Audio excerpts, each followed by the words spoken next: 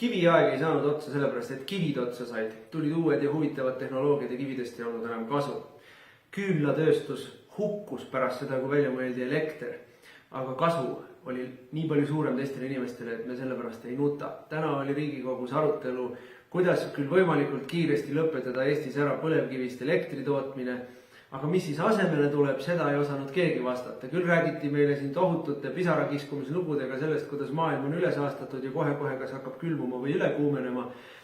Ainult, et kui me siis nagu täpsustavalt küsisime, et mille peale ta külmub või mille peale üle kuumeneb, siis tuli välja, et see protsess on nii 100 000 aastat kestev, et inimtekkega või CO-tekkega, vähemalt inimtekkeliselt CO-tekkega seda siduda on väga keeruline, et mitte öelda soovmõtlemine.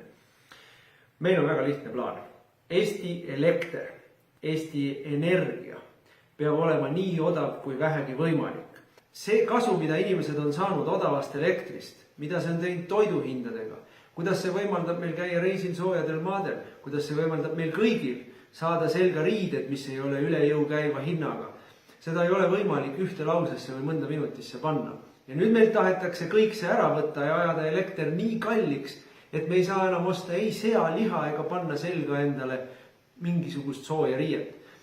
Kõik selleks, et päästa maailma. Eesti toodab alla 1% Euroopas toodetavast CO kogusest ja Euroopa toodab 5% maailmas toodetavast CO kogusest. Meie CO kogus ei tee maailma ei koledamaks ega paremaks. Veelgi enam, siiamaani ei ole keegi suutnud veenvalt kokku leppida või ära vaielda seda, kas see CO kogus siis on tõepoolest kliimasoojenemise põhjustaja või mitte. Väga lihtne. Senikaua, kuni ei ole uusi ja odavaid lahendusi põlevkivi elektri asemele, meie oma põlevkivi elektrist loobuda ei tohi. Rääkimata töökohtadest, mis siin on. Rääkimata sotsiaalsest kasust või kahjust, mis sellega seotud on.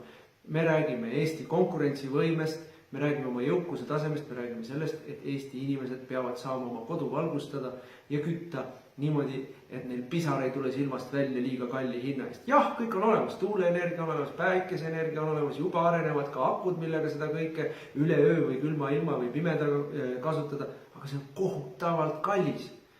Ei, senikaua kuni kuskil rikkas ja teaduspotentsiaaliga meist ammu üle olevas riigis ei mõelda välja uusi ja odavaid lahendusi, senikaua meie ei tohi oma põlevkivi energiat prügikasti visata.